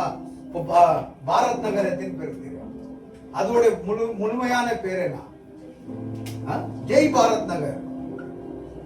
ஜெய் பாரத் நகர். அதே மாதிரி ஏதேன் தோட்டம். இந்த தோட்டம் எதை குறிக்கிறதுனா ஆண்டவருடைய சமூகத்தை குறிக்கிறது. அல்லேலூயா. எதை குறிக்கிறது? ஆண்டவருடைய சமூகத்தை குறிக்கிறது. இன்னைக்கு எது ஆண்டவருடைய சமூகம் அப்படின்னு பார்த்தா இதுதான். அல்லேலூயா. ஆனா இயேசு வந்த பிறகு சொன்ன சமூகம் எதுனா உன் இருதயம். உன் இருதயம் தான் ஆண்டவருக்கு வாசஸ்தலம். அதுதான் ஆலயம். அது அந்த ஆலயத்துக்குள்ள நான் வாசம் செய்யறேன். இயேசு வந்த பிறகு சொன்ன வார்த்தை. ஆமென். புரிஞ்சுக்கங்க. ஆண்டவருக்கு விரோதமான காரியத்தை இவங்க ரெண்டு பேரும் செஞ்சதுனால, பிசாசுடைய சதினால ஆண்டவருடைய அன்பு அந்த ஐக்கியத்துல இருந்து இவங்க என்ன ஆயிட்டாங்க? தள்ளப்பட்டாங்க. ஆனா ஆண்டவர் அன்னைக்கே ஒரு வார்த்தையை சொன்னாரு. பிசாசை பார்த்து, இந்த ஜனங்களை பார்த்து கேட்கிறார், ஆதாமே நான் சாப்பிடாத பழத்தை சாப்பிடுன்னு சொன்னது யார்? இந்த இடத்துல ஆண்டவரே நான் மன்னிச்சிருங்க, உங்க வார்த்தை மீறிட்டேன்னு கூட அவன் பேசவே இல்லை. பரலோகத்துல அந்த தேவதூதன் ஆண்டவருக்கு விரோதமா யோசிக்கும் போது அவனும் மன்னிப்பு கேட்கல. இந்த இடத்துல ஆதாம் பாவம் செஞ்சு ஆண்டவருக்கு விரோதமான தப்பு செஞ்சு இவனும் மன்னிப்பு கேட்கல. நீ கொடுத்தப்ப அந்த லேடிஸ் தான் என்ன சாப்பிட வச்சு. அந்த லேடிஸ் ஆண்டவர் நீயா சாப்பிட வச்ச, நீயா அந்த பழத்தை சாப்பிட வச்சேன்னா அதோ அந்த பாம்பு தான் வந்து என்ன சாப்பிட வச்சு. இது இருந்தாமா கூட மன்னிச்சிடுங்க. இப்பதான் ஆண்டவர் சொல்றாரு, அதை பார்த்து பிசாசை பார்த்து சொல்றாரு, உனக்கும் இந்த ஸ்திரீ மூலியமா ஒருத்தன் பொருந்து வருவான். நீ பாவத்தை எத்தனை வந்து வச்சிட்ட. யாரு? பிசாசி சொல்றான். பிசாசிக்கு சொல்றாரு ஆண்டவர், நீ பாவத்தை கொண்டு வந்து இவங்களுக்குள்ள வச்சிட்ட. இவங்களுக்கு பொறுக்கிற புலிங்கள இருந்து எல்லா ஜெனரேஷன் பாவத்துல தான் பொருந்து வளருவாங்க. பாவத்துல தான் பொருந்து வளர்ந்து பாவத்துக்காக மடித்து போவாங்க. அதுதான் ரோமர் 6:23 சொல்லுது, பாவத்தின் சம்பளம் மரணம் என்று. இவங்க பாவம் செஞ்சதுனால மனுஷனுக்கு மரணம் ஏற்பட்டது. அதுதான் ஆண்டவர் சொல்றார், நீ பாவத்தை செய்ய வச்சுட்ட, அந்த பாவத்தின் நிமித்தமா கொடுக்கிற எல்லா கோத்திரங்கள் ஜெனரேஷன் பாவத்திலேயே மரணத்தை அடைய போறாங்க. அதனால நான் மறுபடி இந்த ஜனங்களை நித்திய ஜீவனுக்கு, இந்த ஜனங்களுக்கு நித்திய ஜீவனை கொடுக்கணும்னா இந்த ஸ்திரீவுடைய வம்சத்திலிருந்து, இந்த ஸ்திரீவுடைய வம்சத்திலிருந்து ஒருத்தர் பொறுக்க போறார். அவர் வந்து என்ன பண்றாரு? நீ கொண்டு வந்து வச்ச பாவத்துல அவங்களை விடுதலை ஆக்க போறாரு. ஆமென். நீ கொடுத்த அந்த பாவத்திலிருந்து இந்த ஸ்திரீவுடைய வம்சத்திலிருந்து ஒருத்தர் பொருந்து போறாரு, அவர் விடுவிக்க போகிறார் என்று ஆண்டவர் வாக்குதத்தம் பிராமிஸ் பண்ணிட்டார். ஆமென். அல்லேலூயா. நல்லா புரிஞ்சுக்கங்க. எந்த மனுஷனாலையும் ஆண்டவர் சொன்ன விஷயத்தை நிறைவேற்ற முடியாது என்று ஆண்டவருக்கு நல்லா தெரியும். ஏன்னா நல்லா கவனிங்க, எல்லா மனுஷனுக்குள்ள பாவம், ஆனா ஒருத்தர் பரிசுத்தமா வரணும். பாவம் செஞ்ச மனுஷன் மூலியமா ஜெனரேஷன், இன்னைக்கு அவங்க ரெண்டு பேர் மூலியமா தான் இன்னைக்கு உலகம் எல்லாம் ஜெனரேஷன். ஆனா இந்த உலகத்துல இருக்கிற எல்லா ஜனங்க எப்படி பொறுக்கிறாங்கன்னா பாவத்திலே பொறுக்கிறாங்க. அவங்க ரத்தத்துல பாவம் இருக்கிறது. இந்த பாவம் எங்கத்துல இருந்து வந்ததுன்னா, எந்த ரத்தத்திலிருந்து வந்ததுன்னா ஆதாமுடைய ரத்தத்திலிருந்து வந்தது. பல ஆயிரம் வருடங்கள் ஆண்டவர் யோசிக்கிறார், யாரை அனுப்பிச்சு இந்த ஜனங்களுடைய பாவத்திலிருந்து விடுதலை ஆக்கணும், இவங்களுக்கு ரட்சிப்பை கொடுத்து நித்திய ஜீவனுக்கு கொண்டு போகணும். அந்த மரணத்திலிருந்து இவங்க விடுதலை ஆகணும்னா ஒரு மனுஷன் போனோம். நான் சொல்லியிருக்கிற ஒரு மனுஷனை வரப்போகிறான், அவன் உன் காரியங்களை அழிக்க போகிறான், இந்த ஜனங்களை காப்பாற்ற போகிறார் என்று நான் பிராமிஸ் பண்ணிட்டேனே என்று ஆண்டவர் யோசிக்கிறதுக்கு பல ஆயிரம் வருஷங்கள் ஆயிடுச்சு. ஆமென். ஆனாலும் ஸ்திரீவுடைய சந்ததியிலிருந்து, ஆதாம் ஏவாளுடைய சந்ததியிலிருந்து நாம் வரணும். பார்த்தா அநேக மக்கள் பாவத்துல பொருந்து பாவம் செய்து ஆண்டவருக்கு உலகமே அழிச்சு போடுற எண்ணம் வந்துச்சு. ஆனா அவர் ஒரு பிராமிஸ் வேற பண்ணியிருக்கிறாரே, இந்த ஆதாம் ஏவாள் வம்சத்திலிருந்து ஒருத்தர் வரணுமே, இது சாத்தானுடைய சதி திட்டத்தை முறியடிக்க இந்த ஜனங்களை காப்பாத்த அப்படின்னு பார்க்கும்போது இந்த நோவா கண்ணுக்கு படுறாரு. ஆமென். ஆனா அவர் நல்லூரா இருக்கிறார், தேவனுக்கு பக்தியா இருக்கிறார், அவன் குடும்பமே 8 பேரும் பக்தி உள்ளவர்களாக இருக்கிறாங்க. மறுபடி ஆண்டவர் பிளான் போடுறார், இவங்களை காப்பாத்தி எல்லாத்தையும் அழிச்சிட்டார். இப்ப அந்த நோவா மூலியமா பிறந்த அந்த 3 ஆண் பிள்ளைகள் ஷேம், ஹேம், எபெத். ஷேம் சந்ததியிலிருந்து ஆபிரகாம் வராரு. நல்லா கவனிங்க, ஷேம் சந்ததியிலிருந்து ஆபிரகாம் வராரு. அந்த ஆபிரகாம் சந்ததியிலிருந்து ஈசாக் வராரு. ஈசாக்குடைய சந்ததியிலிருந்து யாக்கோபு வராரு. யாக்கோபுடைய சந்ததியிலிருந்து 12 ஜெனரேஷன், 12 கோத்திரங்கள் பொறுக்குது. 12 ஜெனரேஷன் 12 கோத்திரங்கள் உருவாகிறாங்க. அங்கே ஆண்டவர் வாக்குத்தத்தத்தை கொடுத்துறாரு. அங்கே தீர்க்கதரிசிகள் மூலமா இயேசு பொறுக்க போகிற தரிசனங்களை பிலாமுக்கு தரார். ஒரு பெரிய நட்சத்திரத்தை நான் பார்க்கிறேன், அது இன்னி வரைக்கும் நான் பார்த்ததே இல்லை. ஆனா இந்த காலத்து நட்சத்திரம் இல்லை, இன்னும் அநேக வருஷங்கள் தாண்ட போகுது என்று கிறிஸ்துவ பத்தி அவருக்கு ஒரு தரிசனம் வருது. அந்த தரிசனத்தை சொல்றாரு. மறுபடியும் ஆண்டவர் சொல்றாரு, ஆபிரகாம் சந்ததியிலிருந்து தாவீது வரப்போகிறார். இதெல்லாம் படித்து சொல்ல நேரம் இல்லை. தாவீது வரப்போகிறார். அந்த தாவீதின் வம்சத்துல தான் இயேசு கிறிஸ்துவே பிறக்க போகிறார். ஆமென். அந்த தாவீதின் வம்சத்துல இயேசு எப்படி பிறந்தாரு அப்படின்னு பார்த்தா,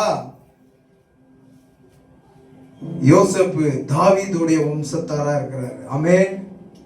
அவருக்கு நிச்சயதார்த்தம் பண்ணப்பட்ட மரியாளின் வயிற்றிலிருந்து இயேசு என்ன ஆகிறாரு, சிருஷ்டிகர்த்தரா பொறுக்கிறார். இது தேவதூதனே சொல்றான். என்ன சொல்றான் படிக்க அந்த வசனத்தை.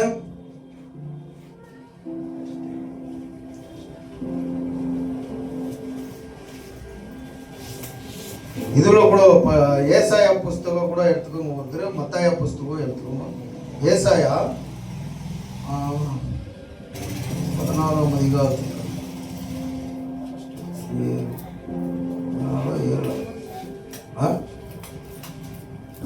11ஆம் அதிகாரத்துல கூட இருக்குது பாருங்க ஒரு வசனம். ஏசாயா 11 அதுல கூட இருக்குது. 7ஆம் அதிகாரம் 14வது வசனத்துல கூட இருக்குது. படிங்க, இப்போ 11 படிங்க. ಏಸಾಯ 11. ಈಸಾಯನ ಬುಡದಿಂದ ಒಂದು ಚಿಗುರು ಒಡೆಯುವುದು, ಅದರ ಬೇರಿನಿಂದ ಹೊರಟ ತುಳಿರು ಫಲಿಸುವುದು. ಆ ಅಂಗುರದ ಮೇಲೆ ಜ್ಞಾನ ವಿವೇಕದಾಯಕ ಆತ್ಮ ಆಲೋಚನಾ ಪರಾಕ್ರಮಗಳನ್ನು ಹುಟ್ಟಿಸುವ ಆತ್ಮ ತಿಳುವಳಿಕೆಯು ಯೆಹೋವನ ಭಯವನ್ನು ಉಂಟು ಮಾಡುವ ಆತ್ಮ, ಅಂತೂ ಯೆಹೋವನ ಆತ್ಮವೇ ನೆಲೆಗೊಂಡಿರುವುದು. ஆமென். நல்லா கவனிங்க. இந்த இடத்துல சொல்லப்படுது ஈசாயா அப்படின்னா, ஈசாயான்ற ஒரு மனுஷனுக்கு தாவீதுன்ற ஒரு குமாரன் இருக்கிறான். அவன்தான் அந்த ஜனங்களுக்கு ராஜாவா மாற போகிறான் என்று ஆண்டவர் அபிஷேகம் பண்ணியிருப்பார். அந்த ஈசாயனுடைய வம்சத்திலிருந்து ஒரு வேறு, ஒரு துளிர் வளர போது, அந்த துளிருக்கு முடிவே இல்லை. ஆமென். அதுக்குள்ள ஞானம், அடுக்கப்பட்டிருக்கிறோம். அந்த ஞானம், அடுக்கப்பட்டிருக்கிற அந்த ஞானம் தேவ ஆவியானவருடையது. ஆமென். அப்படின்னா இயேசு கிறிஸ்துவுடைய பிறப்பை குறித்து, அவருடைய ராஜ்யம் நிரந்தரமானதை குறித்து, அவர் யார் வம்சத்துல, ஆதாம் ஏவாள் வம்சத்தின் மூலமா வந்த ஆபிரகாம், அந்த வம்சத்திலிருந்து தாவீது வம்சத்து மட்டும் அவர் வாக்குத்தத்தத்தை பண்ணினே வரார். தீர்க்கதரிசி இந்த வம்சத்துல தான் வர போகிறார், இந்த வம்சத்துல தான். ஆனா இயேசு கிறிஸ்து வர்றதுக்கும் இந்த வார்த்தைகள் சொல்றதுக்கும் பல 4000 வருஷம் தாண்டிச்சு. ஆமென். Praise the Lord. ஹல்லேலூயா. அங்க சொல்லப்படுது மறுபடி இங்க இன்னொரு தீர்க்க தரிசனம் சொல்லப்படுது. எங்க 7ஆம் அதிகாரம், அதே ஏசாயா 7ஆம் அதிகாரம் 14வது வசனம் சொல்லுது, ಇದರಿಂದ ಕರ್ತನು ತಾನೇ ನಿಮಗೆ ಒಂದು ಗುರುತನ್ನು ಕೊಡುವನು. ಇಗೋ ಒಬ್ಬ ಕನ್ನಿಕೆಯು ಗರ್ಭಿಣಿಯಾಗಿ ಮಗನನ್ನು ಅಡೆದು ಅವನಿಗೆ ಇಮ್ಮಾನುವೇಲ್ ಅಂತ ಹೆಸರಿಡುವರು. ಆಮೆನ್. இயேசு பொறுக்கிறதுக்கும் இந்த வசனங்கள், இந்த தரிசனங்கள் சொல்றதுக்கும் பல ஆயிரம் வருடங்கள் டிஃபரெண்ட். நல்லா கவனிங்க, பல ஆயிரம் வருடங்கள் டிஃபரெண்ட். இந்த தீர்க்கதரிசி தேவ ஆவியினால எழுதப்படும் போது பல ஆயிரம் வருடங்கள் டிஃபரெண்ட். எப்படி என்ன சொல்றாரு அவர்னா, ஆண்டவர் கர்த்தர் தானே ஒரு அடையாளத்தை கொடுக்க போகிறார். அந்த அடையாளம் என்னன்னா, இதோ ஒரு கன்னிகையோ கர்ப்பவதியாகி ஒரு குமாரனை பெற போகிறாய். அந்த குமாரனுக்கு இம்மானுவேல் என்று பெயரிடுவார்கள். அவர் கெட்டது வேண்டாம் நல்லதே வேணும் என்று சொல்ற அளவுக்கு அவர் பிறக்க போகிறார். ஆமென். பிறக்கிறவர் எப்படியா? கெட்டது தேவையில்லை, நல்லதே தேவை. அவர் நமக்கு நல்லது பண்ண வந்தார். இயேசு பிறப்பு மனுஷனுக்கு இறப்பு கிடையாது. அவர் கெட்டதை பண்ண வரல, மனிதர்களுக்கு நல்லது பண்ண வந்தார். ஆமென். எந்த பிசாசு ஆதாம் ஏவாள் மூலியமா பாவத்தை உள்ள கொண்டு வந்து வச்சானோ, அதே ஆண்டவர் மனுஷனா வந்து, ஆதாம் கொண்டு வந்த மனுஷன், ஆதாம் மனுஷன், அவன் மூலியமா பாவம் வந்தது இல்லையா? அதே இயேசு கடவுள் மனுஷனா வந்து, எந்த மனுஷன் பாவத்தை கொண்டு வந்து மனுஷனுக்குள்ள வச்சு நரகத்தை கொண்டு போக பார்த்தானோ, அதே மனுஷனா இயேசுவே வந்து மனுஷன் அவதாரத்துல அந்த பாவத்தை எடுத்து மனுஷனுக்கு நித்திய ஜீவனை கொடுக்கத்தான் தேவன் இந்த பூமியில பிறந்தார். கரங்களை தட்டுங்க. கொஞ்ச நாள் புரிஞ்சிச்சா? மூஞ்சிங்களை பார்த்தா எனக்கு புரியவே இல்லைன்னு நினைக்கிறேன். எப்படி சொல்றது? டைமே போயிடுச்சு. எந்த மனுஷன் பாவத்தை கொண்டு வந்து வச்சான், அந்த பாவத்தின் பேமெண்ட் என்ன? பரிசு என்ன? மரணம், நித்திய நரகம்.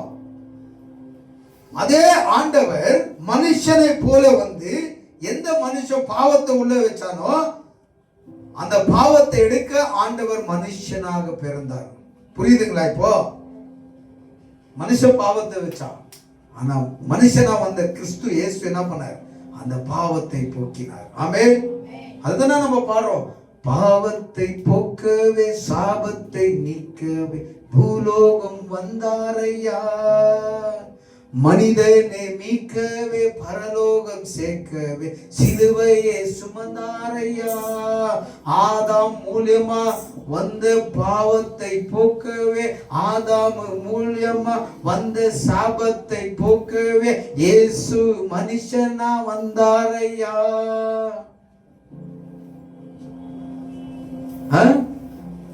பரலோக சேர்க்கவே, சொல்லுங்க, பாருங்க, பாவங்களை போக்கவும் சாபங்களை போக்கவும் மனித அவதாரத்தை எடுத்து கிறிஸ்து பிறந்தார். இதுதான் அந்த அடையாளம். ஒரு கன்னிகை ஒரு குமாரனை பெற போகிறாய், அவருக்கு இம்மானுவேல் என்று பெயரிடு சொன்னாரா? யார் சொன்னது? ஆவியானவர் ஏற்கனவே தீர்க்கதரிசி ஏசாயா என்ற தீர்க்கதரிசி மூலியமா எழுதிட்டார் வசனம். இந்த வசனத்துக்கும் இயேசு பொறுக்கிறதுக்கும் பல ஆயிரம் வருஷம் டிஃபரெண்ட்.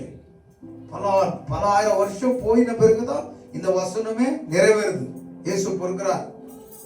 ஆண்டவருடைய வார்த்தை பொய்யாவாது. அல்லேலூயா. பாவத்தை போக்கவே சாபத்தை நீக்கவே மனிதனாக இயேசு பிறந்தார். அப்புறம் இன்னும் நினைச்ச பரலோகம் சேர்க்கணும்னா இப்பதாங்க பாடுங்க, நானே மறந்துட்டேன். பாவத்தை போக்கவே சாபத்தை நீக்கவே பூலோகம் வந்தாரையா, பரலோகம் சேர்க்கவே சிலுவையை சுமக்கவே. பரலோகம் சேர்க்கவே சிலுவையை சுமந்தார். அப்படி இல்லையே,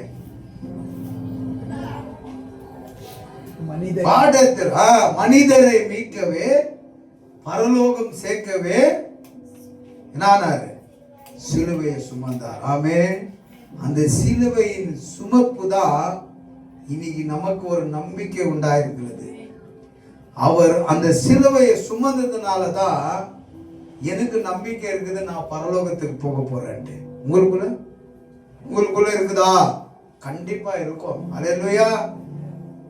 அவர் சிலுவையை சுமந்து பாவத்தையும் சாபத்தையும் போக்கிட்டார் என்று வசனம் இருக்கிறதுனால நீ பாவியா இருந்தா கூட நீ கவலையே இல்லை. அல்லேலூயா. இன்னைக்கு அநேகத்துல நீ பாவம் செய்யற பரலோகத்துக்கு.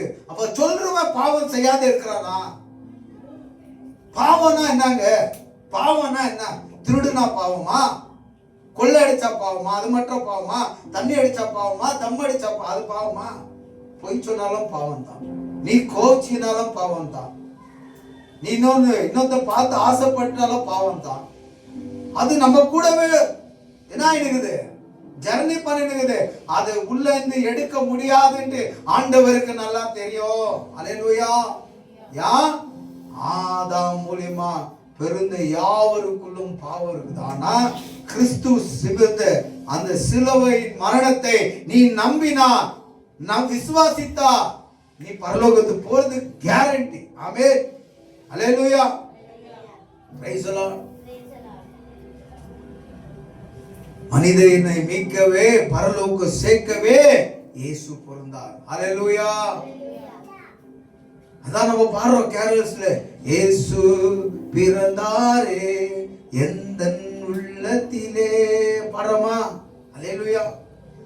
இதே வசனம் தான் மரியாளுக்கும் யோசேப்புக்கு பார்த்து தேவதூதன் சொல்றான். கேப்ரியல் மத்தாயா 1ஆம் அதிகாரத்துல நம்ம பார்க்கும்போது இப்போ தரிசனம் சொல்லப்பட்டது. இயேசு பிறக்கிறதுக்கு முன்னாடி தரிசனம் சொல்லப்பட்டது. தீர்க்கதரிசிகள் மூலமா வார்த்தைகள் எழுதப்பட்டது. தாவீதின் வம்சத்திலிருந்து தான் இயேசு பிறந்து வருவார். இந்த தாவீது யார் என்று பின்னாடி போய் பார்த்தா ஆதாம் ஏவாளுடைய வம்சத்தார் தான். ஆமென். நீ நான் யாரு? நீங்க நான் யாரு? நீங்க நானும் கூட ஆதாமுடைய வம்சத்தார் தாங்க. ஹல்லேலூயா. இந்த உலகத்தில் இருக்கிற இந்து, முஸ்லிம், கிறிஸ்டியன், இந்து எல்லா மதத்தை சேர்ந்தவர்கள் இருந்தாலும் ஆதாமுடைய வம்சத்தார் தான். நம்முடைய மூல தாய் தகப்பன் அவங்க தான். ஹல்லேலூயா. ஆதாமுக்கு பிறந்தது தான் காயின். காயினுக்கு பிறந்த வம்சத்தார் தான் நோவா.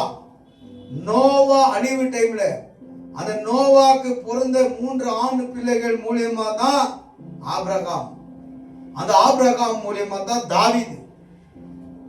தாவீது மூலியமா தான் இயேசுனாக்கா, அப்ப அந்த நோவாவுடைய சந்ததி மூலியமா தான் நீயே நானும். ஆமென்.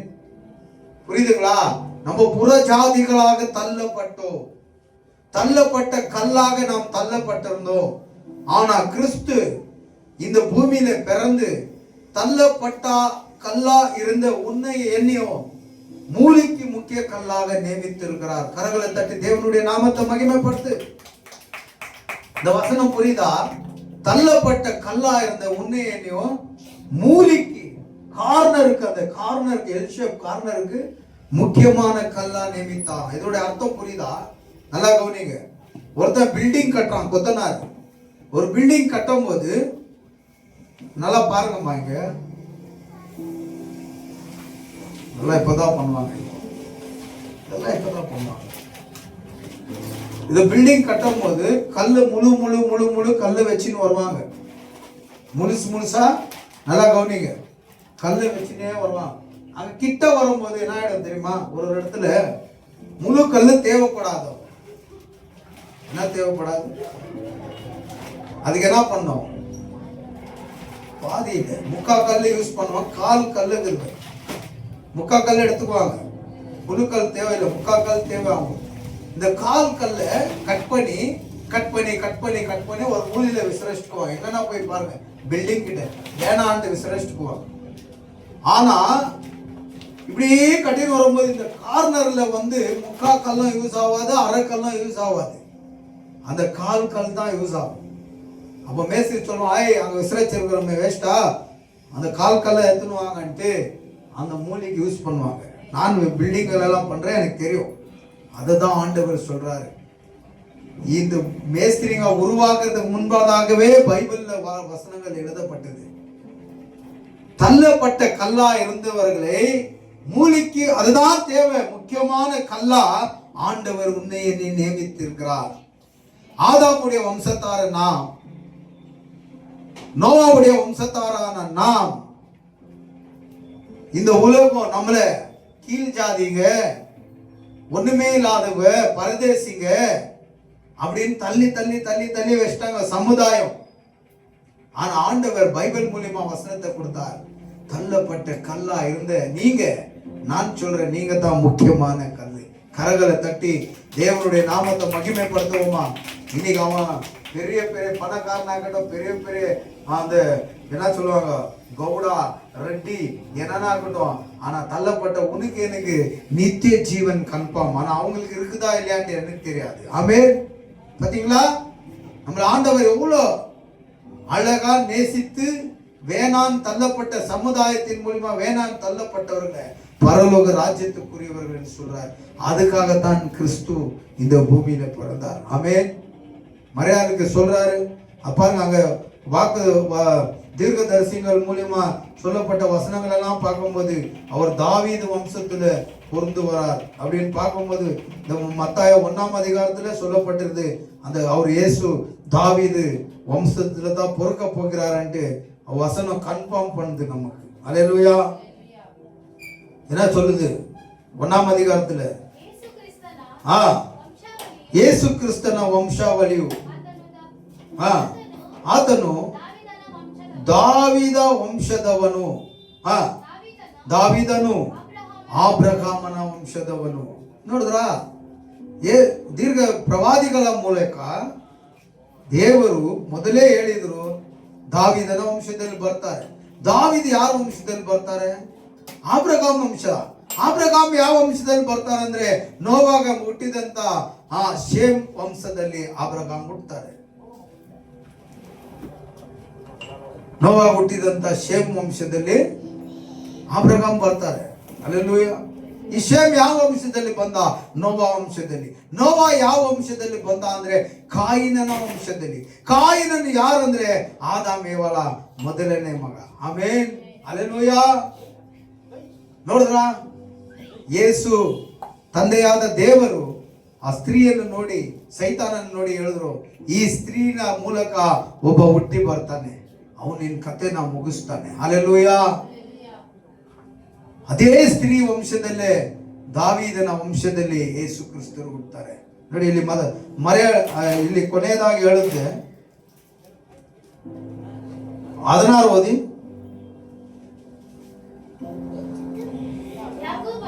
ಯಾಕೋಬನು ಮರಿಯಳ ಗಂಡನಾದ ಯೋಸೇಫನನ್ನು ಪಡೆದನು. ಈ ಮರಿಯಳಲ್ಲಿ ಕ್ರಿಸ್ತನೆಂಬ ಯೇಸು ಹುಟ್ಟಿದನು. ಆಮೇನ್. ಈ ಒಂದು ಸ್ತ್ರೀಯಿಂದ ಒಬ್ಬ ಹುಟ್ಟು ಬರಬೇಕು ಅಲ್ವಾ? ಮತ್ತೆ ಈ ಸ್ತ್ರೀ ಯಾರು ಅಂದ್ರೆ ದಾವೀದನ ವಂಶದವಳು. ಆಮೇನ್. ಇದರಲ್ಲಿ ಯೇಸು ಹುಟ್ಟಿ ಬರ್ತಾ ಇದ್ದಾರೆ. ಅವಾಗ ದೇವದೂತನು ಹೇಳ್ತಾನೆ, ಓದಿಮ್ಮ. ಹೀಗೆ ಅದು ಬಿಡಿ, ತಲೆಮಾರು 14 ತಲೆಮಾರು ಕೆಳಗಡೆ ಓದಿ, 18 ಓದಿ.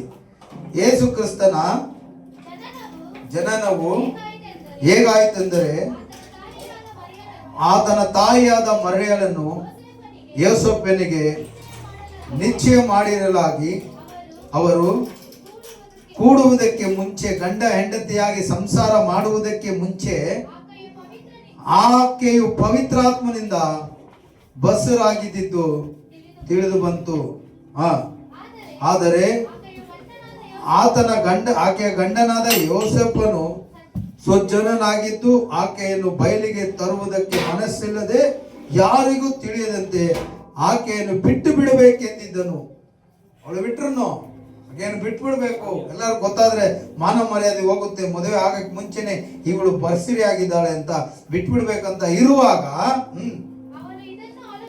ಇದನ್ನು ಅವನು ಆಲೋಚಿಸುತ್ತಿರುವಾಗ ಕರ್ತನ ದೂತನು ಅವನಿಗೆ ಕನಸಿನಲ್ಲಿ ಕಾಣಿಸಿಕೊಂಡು, ಎಲೆ ಯೋಸೇಫನೇ, ದಾವೀದನ ವಂಶದವನೇ, ನಿನ್ನ ಹೆಂಡತಿಯಾದ ಮರಿಯಳನ್ನು ಸೇರಿಸಿಕೊಳ್ಳುವುದಕ್ಕೆ ಅಂಜಬೇಡ. ಆಕೆಯ ಗರ್ಭವು ಪವಿತ್ರಾತ್ಮದಿಂದಲೇ ಉಂಟಾಗಿದ್ದು. ಇವಾಗ ನಾನು ಮೊದಲೇ ಹೇಳಿದೆ, ಈ ಕೆಲಸ ಮಾಡಕ್ಕೆ ಒಬ್ಬ ಪರಿಶುದ್ಧರಾಗಿರ್ಬೇಕು. ಒಬ್ಬ ಗಂಡಸು. ಆದ್ರೆ ಲೋಕದಲ್ಲಿ ಯಾರು ಪರಿಶುದ್ಧನೇ ಇಲ್ಲ. ನೋಡುದು ದೇವರು ಯಾರು ಪರಿಶುದ್ಧವಿಲ್ಲ. ಆದ್ರೆ ನಾನು ಪರಿಶುದ್ಧನಾಗಿದ್ದೇನೆ. ಅದರಿಂದ ನನ್ನ ವಾಕ್ಯವನ್ನು ಕಳಿಸ್ತಾ ಆಕೆ ಗರ್ಭದಲ್ಲಿಟ್ಟು ಅವನನ್ನೇ ಒಬ್ಬ ಮನುಷ್ಯನಾಗಿ ರೂಪಿಸಿ ಅವನ ಪರಿಶುದ್ಧದ ಮೂಲಕ ಸೈತಾನನ ಕಥೆಯನ್ನು ಮುಗಿಸ್ತೇನೆ ಅಂತ ತಂದೆಯಾದ ದೇವರು ಆಲೋಚನೆ ಮಾಡಿ ಆ ವಾಕ್ಯವಾದ ಆ ಮಾತನ್ನು ಮರಿಯಲ ಗರ್ಭದಲ್ಲಿ ಇಡ್ತಾರೆ. ಆ ಮಾತಿಗೆ ಹೆಸರು ಯೇಸು ಅಂತ ಇಡ್ತಾರೆ. ಆಮೇಲೆ ಆ ಮಾತಿಗೆ ಹೆಸರು ಯೇಸು ಅಂತ ಇಡ್ರಿ. ಓದಿ.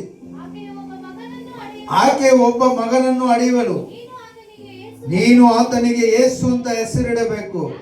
ಯಾಕೆಂದರೆ ಆತನೇ ತನ್ನ ಜನರನ್ನು ಅವರ ಪಾಪಗಳಿಂದ ಬಿಡಿಸಿ ಕಾಯುವನು. ಆಮೇಲೆ ಯೇಸು ಯಾತಕ್ಕೆ ಬಂದಿದಂದ್ರೆ ಮನುಷ್ಯನಿಗೆ ಕೆಟ್ಟದ್ದು ಮಾಡಕ್ಕಲ್ಲ, ಅವರ ಪಾಪದಿಂದ ಬಿಡಿಸಿ. ಆದಾಮ ತಗೊಂಡ್ಬಂದು ಇಟ್ಟಂತ ಪಾಪವನ್ನು ಕ್ರಿಸ್ತು ಮನುಷ್ಯನಾಗಿ ಹುಟ್ಟಿ ಆ ಪಾಪದಿಂದ ಬಿಡಿಸಿ ಕಾಯುವುದಕ್ಕಾಗಿ ಈ ಲೋಕಕ್ಕೆ ಆತನು ರಕ್ಷಕನಾಗಿ ಬಂದ. ಇನ್ನೊಂದು ಹೆಸರು ಕೊಡಲ್ಪಟ್ಟಿತ್ತು. ಕೆಳಗಡೆ ಓದಿ.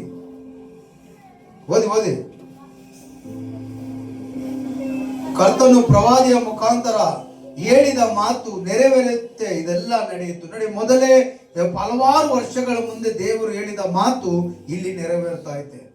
ಆಮೇಲೆ ಆ ಮಾತು ಏನಂದ್ರೆ, ಈಗ ಒಬ್ಬ ಕನ್ನಿಕೆಯು ಗರ್ಭಿಣಿಯಾಗಿ ಮಗನನ್ನು ಅಡಿಯುವಳು, ಆತನಿಗೆ ಇಮ್ಮಾನುವೇಲ್ ಹೆಸರಿಡುವರು ಎಂಬುದು ದೇವರು ನಮ್ಮ ಕೂಡ ಇದ್ದಾನೆಂದು ಈ ಹೆಸರಿನ ಅರ್ಥ.